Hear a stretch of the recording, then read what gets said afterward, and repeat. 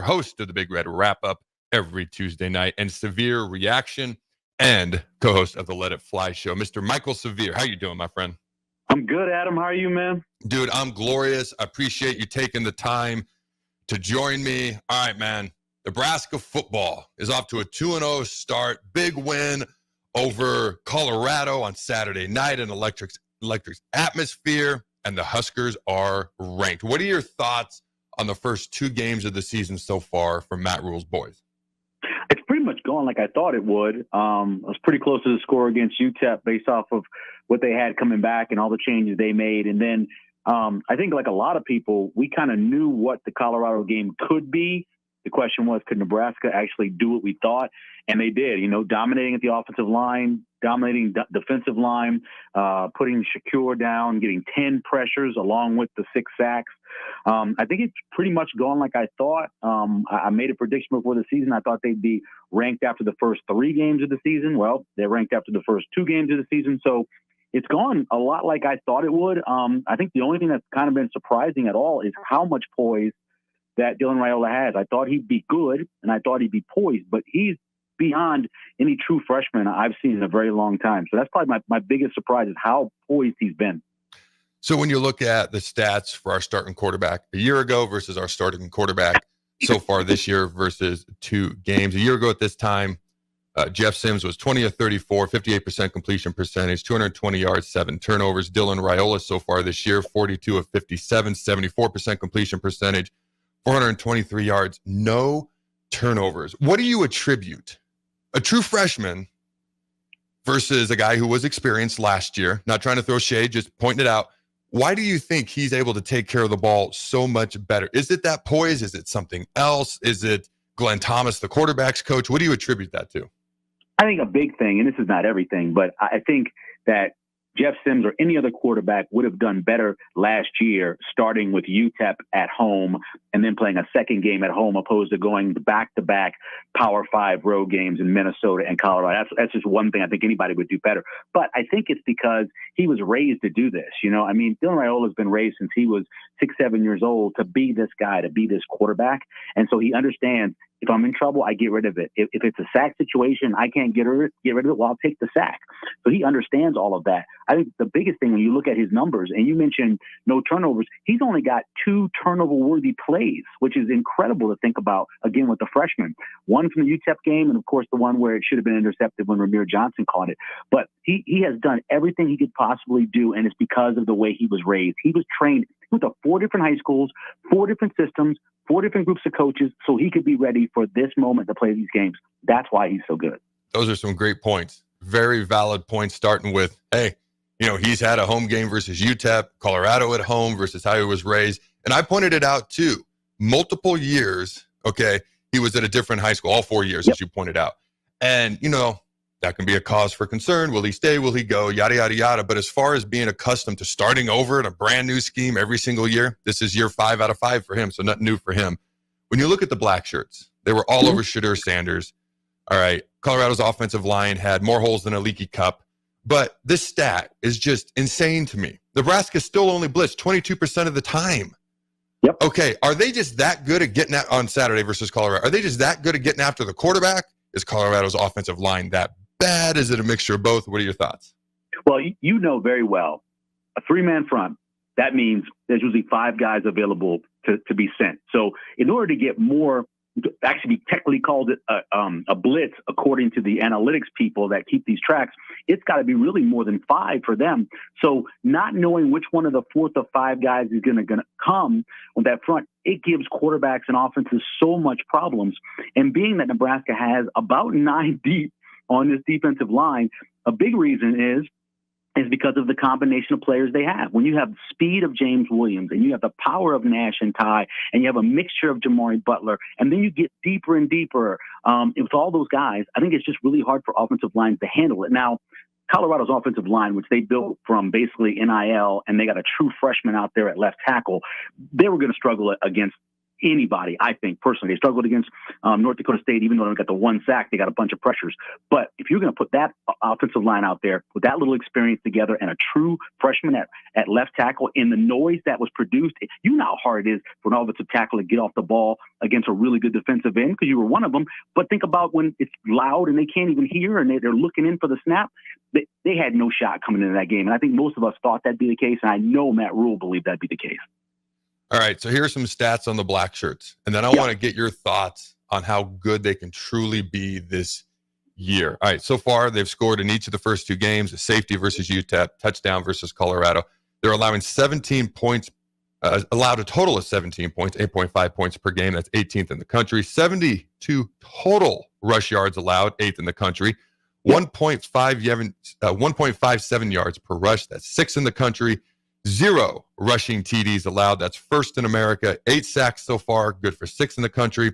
19 TFLs, 8th in the country. 3 interceptions, 14th in the country. Just how good do you think Tony White and the Black Shirts can truly be this year? Well, I think, and my favorite stat when I'm looking at whether it's offensive or defensive production is points per play, because that kind of levels everything out. If you got a team that goes fast, a team that goes slow, you got a team that's run-based, whatever, it balances it out. And this defense currently, right now, is in the top 20 of opponents' points per play. I think they can be a top 10 opponents' points per play, especially if you look at the teams they're going to be going against. Obviously, Northern Iowa, a team that's, FCS, they've gone against a non-scholarship team. They've gone against St. Thomas Aquinas. So I don't think that's a very good team. They're going to put up numbers against them. But even if you look at Altmaier for Illinois, or you look at the quarterback for Purdue, or you look at India, I don't think they're really going to face a quarterback that you really need to be scared of outside of Ohio State. So because of that, I think they can be top 10 in opponents' points per play. And if you're top 10 in opponents' per play, you are a probably top 10 team as well if you look at the numbers and who finishes usually at the end of the season of that. So I think they can be that good. All right, so we're only 2 games into year 2 under Matt Rule, but he does have a track record, as we all know, of building up Temple. Then he built up Baylor, which was probably the worst of the 3 situations he's been at so far in his college coaching career. Now he's here at Nebraska, year 2. Okay, what about, because we've had a lot of coaches here recently, as we know, from Frost to Riley to Callahan to Solich. How would you compare Rule's approach, because you've covered Nebraska football for years, to some of these other coaches? And why does it appear like Rule is doing it once again here at the University of Nebraska, building up a program like he's done at his other 2 collegiate stops? Yeah, I will say that this, other than Frost, if you go back and you look at Riley's second year, obviously 2016, you started 7-0. They went to a bowl game. You go back to, you go back to Callahan in 2000. You go back to Bo in 2009. That's a team that goes and ends up beating Clemson. They end up going to the Big 12 championship game. And you look back at Callahan in 2005, beating Michigan in the Alamo Bowl. So most of the coaches that come here can do better in the second year. The way Rule is different than almost any other coach I've ever covered. One, he's always ready for every question. That means he's prepped for everything. Anything that's possible, he's turned the stone over and he's looked for the answer. That's what makes him special. And I think he's done a better job than the last 2 coaching staffs of bringing in assistants and coordinators that understand the Big Ten and understand this level of football. Obviously, Frost didn't do that. I think even Riley had some problems when he did that as well. So that was one of the best things he did, was he hired very well a lot of young guys as position coaches that can learn from him, and he brought in guys that understood how to play and coach in the Big Ten. That's been the big difference. And yes, I'm not surprised they're doing well. I thought they'd win 8. You look at it, I could see 9, but I think 8-4 definitely is a legitimate thing on the second year. Yeah, that was my preseason prediction all the way back to the spring. And I kept reevaluating all the way up until UTEP. And I'm like, nope, 8-4 just sticks out to me. I would take 7-5, 9-3 would be great, but 8-4 sticks out to me. Hopefully you and I can be right on this. And I'll never forget, it was right after Rule had just pretty much hired his whole staff. I asked him about a lot of the young coaches that he'd hired, because that was a big concern. And he pointed out something to me that hadn't dawned on me. Every single coordinator has coordinating experience elsewhere that he hired. Yeah. So in his mind, he's like, I'm the CEO, but this guy's in charge of the defense, Tony White. This guy's in charge of the offense, Satterfield. This guy's in charge of the special teams, Ed Foley. And then you get a bunch of hungry guys, young guys.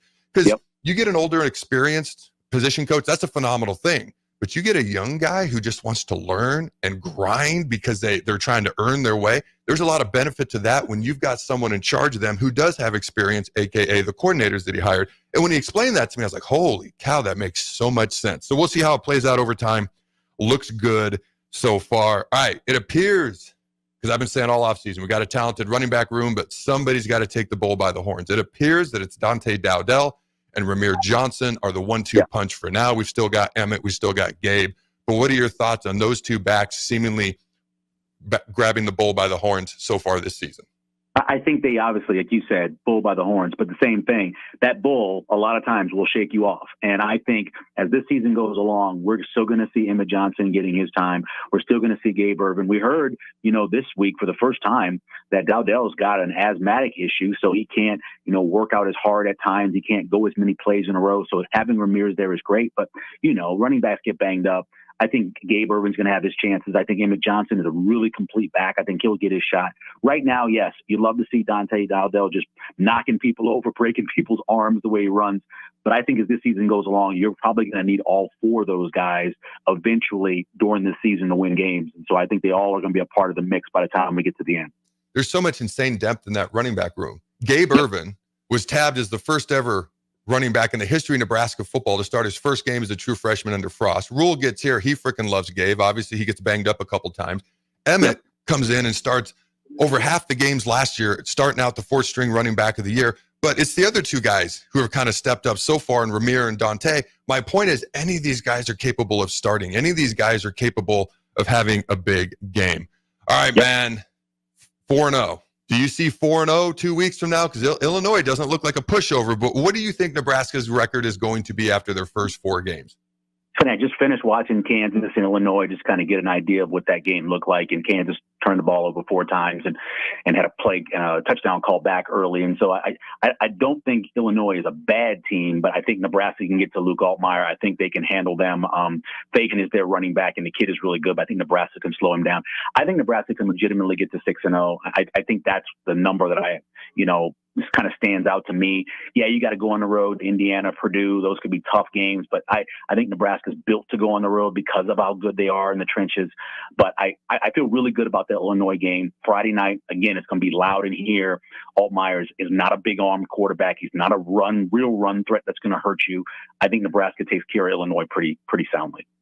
All right, man. How does Nebraska avoid what happened to Notre Dame? Notre Dame goes on the road. They get the big win at A&M, and then they lose at home to Northern Illinois.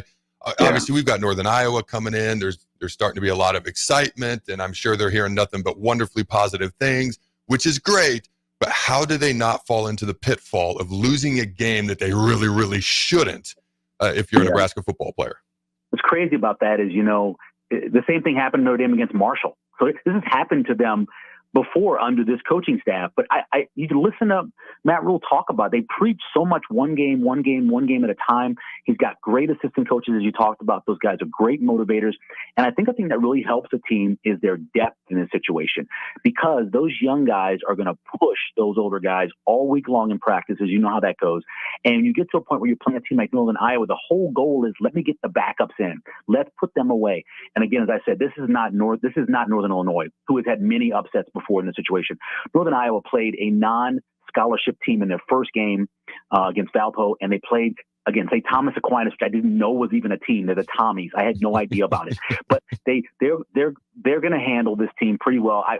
Look, they gave up 100 yards rushing and 100 yards receiving to 2 guys from St. Thomas Aquinas. I think Nebraska's going to light them up. They're going to get out of there with like a 49-7 win, something like that, and they'll be fine because of their coaching staff and the way they preach one game at a time.